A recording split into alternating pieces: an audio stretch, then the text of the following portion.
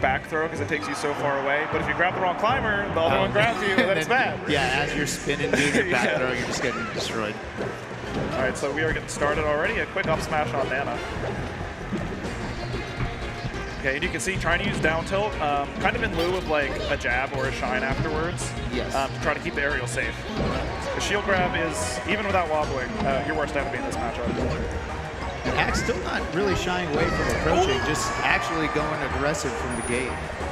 He stood in between the climbers, I think anticipating that Block would want to send the main climber up to like help the secondary one, and just charge up smash. The Pikachu's up smash is extremely strong. I mean, I guess that's one advantage in the matchup that Pikachu has, right? Ices are extremely light.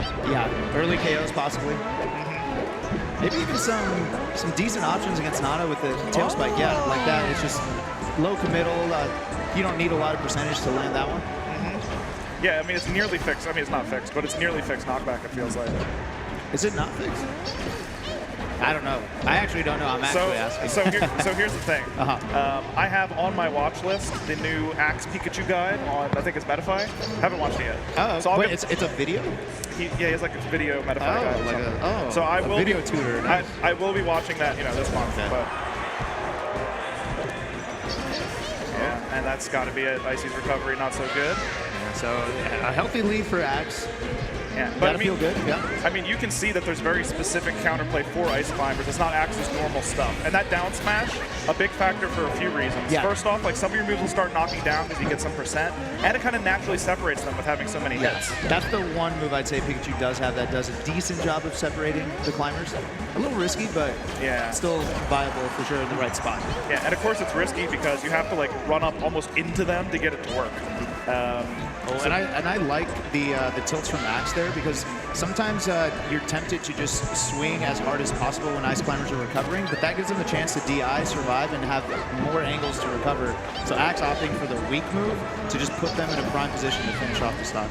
You know what I mean, it's looking like almost a force stock. The one thing that I've really liked about the way Axe is playing it is that he's using these tools that are known to have somewhat high return, but using them in a way where he's hedging his bets. Like we've seen a couple run through the shield, right? So you're behind them before you use the down smash. You can't be shield grabbed if you're back there, right? Right, yeah, there's like quality positioning before using the moveset. Yeah, quality positioning is a good word for it.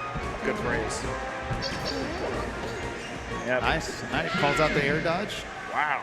Watch did keep that recovery a little tricky, but Axe just on top of it, covering everything. Yeah, at the end, like Watch ran out of stage, and then Pikachu's Nair just was out for so long there was nowhere else to go. And even if Watch did get a shield up, you get pushed back to the ledge, so it's totally safe. And that's what I mean when I say Axe is hedging his bets. Yeah, definitely. I don't feel like we're going to be getting an Axe secondary in this situation because that first game just went so well. Yeah. And there's the back throw. We're hoping for a tail spike again. Yeah, just doing such a good job of killing the Nana early. No hesitation, and it pays off huge. The damage output just isn't there without Nana. Yeah, and I mean that's the thing about Pikachu in almost any matchup, right? The damage is so low, and instead you have to find these like tactical setups to gain really good stage positioning. Yeah. And that's traditionally been pretty hard for Pikachu in the matchup, but Axe has figured a few things out. Is there like a fighting game archetype for that type of character? Like doesn't hit hard, but like the moves do things. Like it makes things happen. You know what I mean? Yes. I mean I play characters like I play traditional FGC a little bit.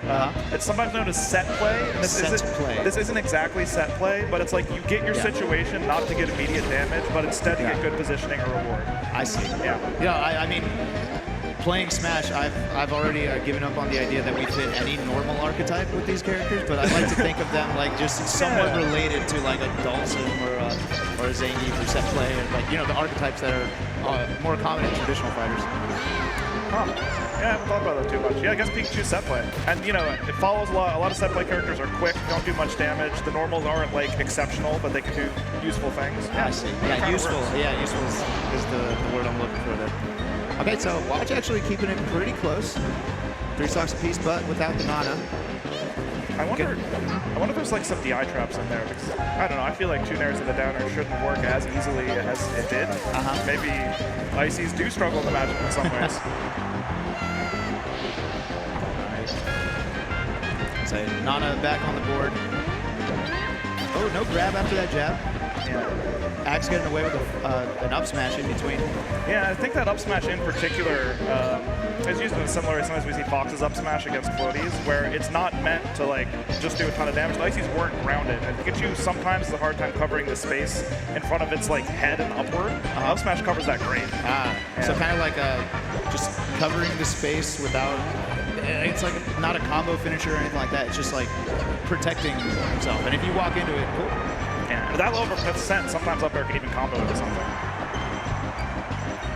All right, let's see the edge guard. Okay, that's a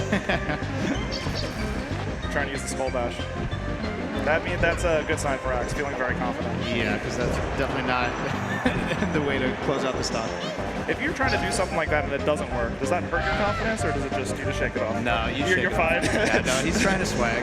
Like, that's what Axe is trying to do. Yeah, I guess you realize that that's the mode you're in. Okay, maybe that, it must have been a human-controlled grab from the backup climber. Okay, decent edge. Grabs ledge, but doesn't cover for the recovery towards platform. Oh, the shield poke. Ends up hitting the hat. The hat doesn't add anything, right? It doesn't add a hitbox? It better not. That would be terrible. No, yeah, I don't think any of the costumes change hitboxes. Some of them do change the ECB collisions and grab boxes and stuff. Really? Like Green Falcon is 1 pixel wider for ECB and stuff. Really? Yeah. So is that an advantage? Yeah, that helps them grab ledge from 1 pixel farther or something. Yeah. So why doesn't everyone go for Green Falcon? It's 1 pixel. I don't know, man. People fight for that's true. any advantage, you know? Yeah, maybe there's some disadvantages too. Yeah. I remember hearing that fun fact and thinking, how did the Melee devs think? It's probably an accident. Yeah. They didn't think of that. Probably has no nipple spike or something. I don't know. Yeah, imagine slight variance on characters like their